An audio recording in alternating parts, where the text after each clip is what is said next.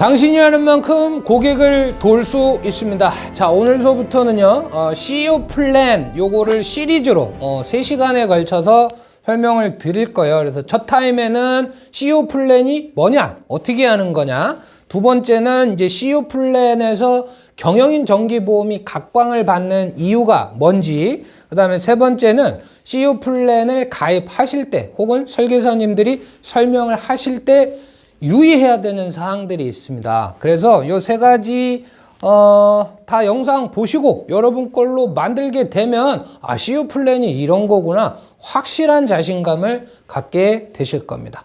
시작할게요. 뭐냐, 우선은 제가 질문을 하나 드려볼게요. 사업을 열심히 하시는 사장님들은 나중 가서 전부 다 부자가 될까요? 어떠세요? 여러분들 생각은?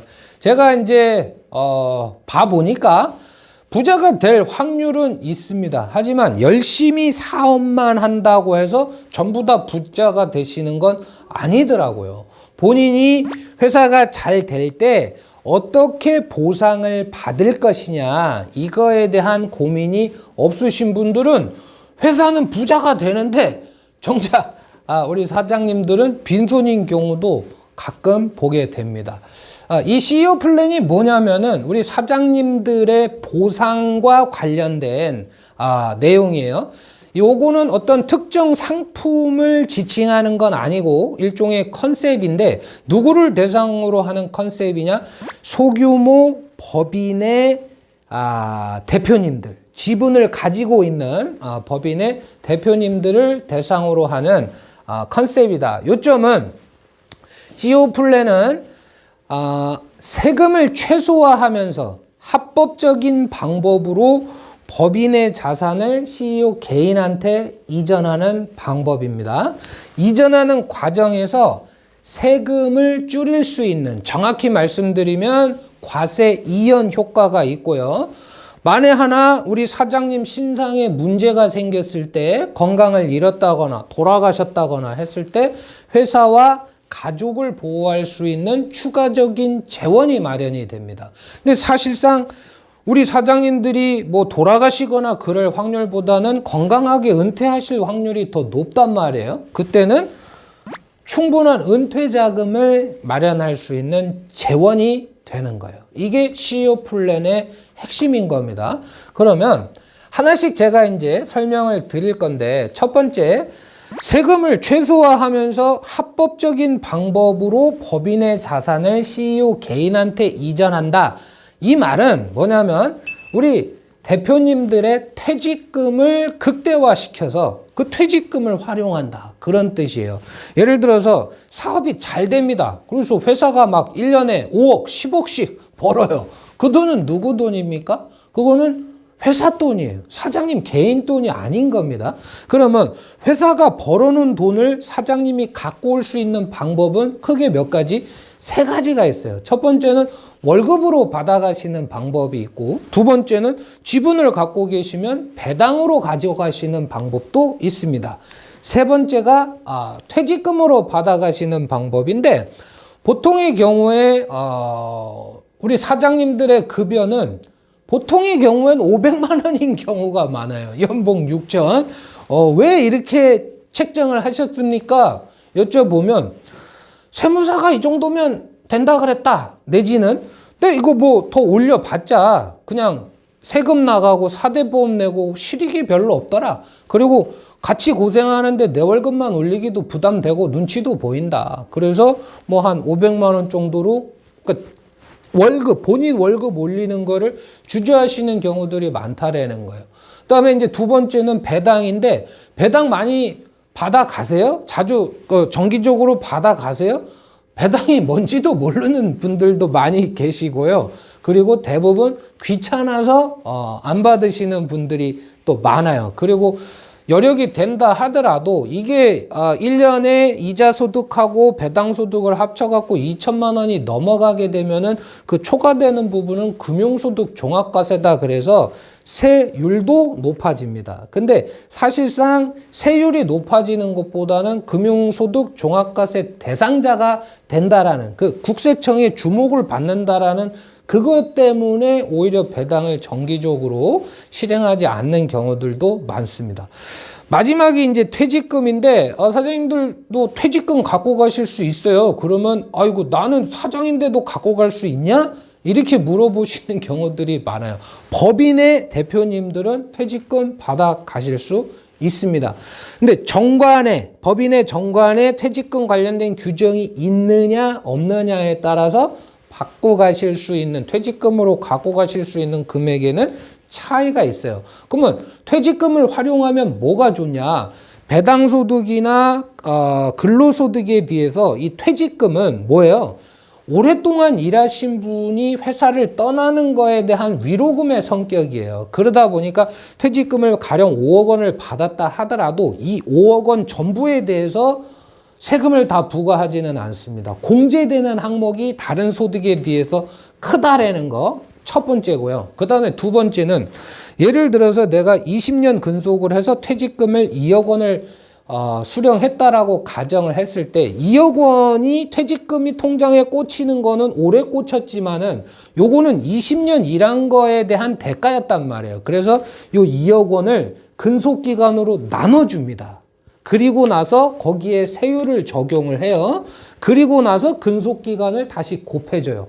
요렇게 계산하는 거를 연분, 연승, 근속기간으로 나누고 다시 세율을 적용한 다음에 근속기간으로 곱한다. 요런 뜻인데, 야, 나누고 곱하면 그거 또이 아니냐? 생각하실 수 있는데, 저율로 과세가 되는 거예요. 연분, 연승을 한다라는 얘기는 저율로 과세가 된다라는 겁니다. 그래서 퇴직금은 우선은 공제되는 항목이 크다라는 거, 그 다음에 연분 연승으로 인해서 저율 과세가 된다라는 측면에서 말씀드린 세 가지 중에서 세금을 최소화하면서 합법적인 방법으로 법인 돈을 사장님이 갖고 가실 수 있는 방법이다. CEO 플랜은 얘를 활용한다. 퇴직금을 활용한다. 이제 요 컨셉이고, 두 번째는 시스템이 정확하게 아주 갖춰지지 않은 그런 이제 중소기업의 경우에 사장님이 참 많은 일들을 하세요. 대표님들이. 예를 들어서 영업도 하셔야 되고, 또 수금도 하셔야 되고, 그 다음에 또 접대도 하셔야 되고, 기술 개발도 하셔야 되고, 거래처 관리도 하셔야 되고, 직원 관리도 하셔야 되고, 출장도 많고, 술자리도 많습니다. 이런 것들이 뭐냐? 사장님의 어떤 건강을 위협하는 그런 위험 요인이 될 수 있다. 만약에 우리 사장님께서 갑자기 잘못되셨다. 어떤 일들이 벌어질 거냐는 거예요. 일단 회사의 모든 의사 결정들은 올스톱이 될 건데, 다행히 뭐 사모님이나 배우자께서 사장님을 대신해서 어떤 지휘를 할 수 있는 그런 회사라면은 좀 충격이 덜 하겠지만은 중소기업의 경우에 그렇지 않은 경우가 대부분일 거다. 그러면 우선은 의사결정 자체가 올 스톱이 될 것이고, 자금 관련된 문제도 상당히 커질 겁니다. 예를 들어서 사장님이 잘못됐다라는 게 업계에 알려지게 되면 어떤 일이 벌어지겠어요? 우리가 사업이라는 게 이런 거잖아요. 받을 사람한테 돈을 조금 더 받아서 내가 돈을 줘야 될 사람들한테는 마진을 남기고 줘서 그 마진을 가지고서 운영되는 게 사업인데, 만약에 사장님이 잘못됐다. 그러면 사장님한테 돈을 받아야 될 사람들, 채권자들은 아침부터 회사든 집이든 찾아가서 내 돈 내놔 줄을 서 있겠죠. 하지만 사장님한테 돈을 줘야 될 분들은 나타나서 먼저 드릴까요? 어떻게든 뭐 차일피일 미루겠죠. 그러면 받을 돈을 받아서 줘야 되는데 받을 돈 못 받고 줄 돈만 주게 되면 어떻게 되는 거예요? 돈맥경화가 생기는 거죠. 돈맥경화. 부도가 나는 겁니다. 부도가. 이런 이제 소설 같은 일이 현실이 되게 되면 회사도 회사지만 우리 사장님들의 가족들도 상당히 치명적인 상황이 올 수가 있죠. 왜냐하면은 어떤 사업하시면서 은행 같은 데서 대출을 받았을 때 법인이 만약에 탄탄한 회사다 그러면 사장님 개인 보증을 요구하지 않지만, 그렇지 않은 경우는 대부분 사장님의 개인 자산에 대해서 뭔가 잡혀져 있을 거다. 근데 그거를 상환하지 못한다라면은 가족분들의 어떤 생활도 여의치 못한 수가 있을 것이다. 근데 이 CEO 플랜을 한다고 해갖고 그런 상황 자체를 막지는 못해요. 하지만 사장님의 빈자리를 대신할 수는 없으나 추가적인 재원이 뭐 3억이 됐든 5억이 됐든 얼마가 됐든 법인 통장에 꽂히게 되면 그런 아주 난처한 상황이 됐을 때 가족분들이 혹은 직원분들이 조금 더 냉정함을 유지하면서 사태를 수습할 시간은 벌 수 있다. 이것도 CEO 플랜의 어떻게 보면 중요한 역할 중에 하나인 겁니다.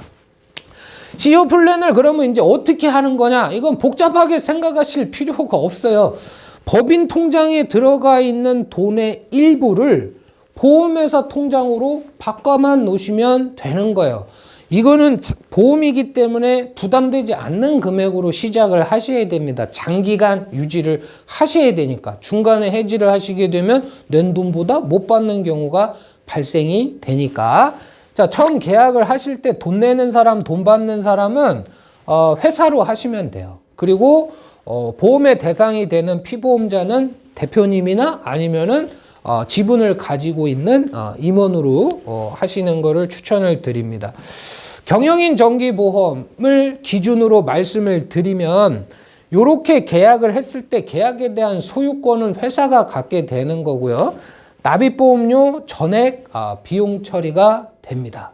그리고 나서 이제 정관을 정비를 하는 거예요. 정관에 임원 퇴직금 규정이라든가 아니면은 유족 보상금 규정을 마련을 해 놓으면 퇴직을 하실 때 혹은 유사시에 어떤 그 회사 돈을 사장님한테 혹은 사장님의 유가족한테 지급할 수 있는 근거가 마련이 되는 겁니다. 자, 중간에 퇴직을 하신다 그러면 돈 내는 사람, 돈 받는 사람, 계약자, 수익자를 사장님으로 변경을 해주시는 방법이 있고요. 아니면은 해지를 해서 환급금을 받으셔갖고 환급금을 퇴직금으로 지급하는 경우가 있습니다.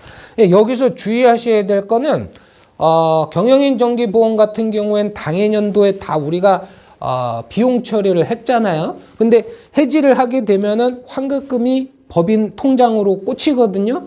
그러면 이거는 법인의 이익으로 잡는 겁니다. 이익으로 잡지만 그 돈을 받아서 예를 들어서 대표님의 퇴직금으로 지급을 했다. 그때 이제 비용으로 상계 처리가 되는 거예요. 만약에 중간에 환급금을 받아가지고서 그냥 통장에 계속 예치를 하고 계시거나 아니면 자산을 구입했다? 그럼 이 환급금에 대해서는 법인세가 과세될 수도 있어요. 이거 상당히 중요한 내용이니까 알고 계셔야 된다. 이게 다예요. CEO 플랜. 자, 내용 볼게요. CEO 플랜은 세금을 최소화하면서 합법적인 방법으로 법인의 자산을 사장님한테 이전하는 방법이고요. 납입보험료 일부 또는 전부 비용 처리가 가능하다. 상품에 따라서 다릅니다. 경영인 정기는 전부 가능해요. 유사시에 회사와 가족을 보호할 수 있는 재원이 마련이 된다. 그리고 건강하게 은퇴하셨을 때는 은퇴자금으로 충분히 가져가실 수 있다. 자, 여기까지 하겠습니다. CEO 플랜 개요였습니다.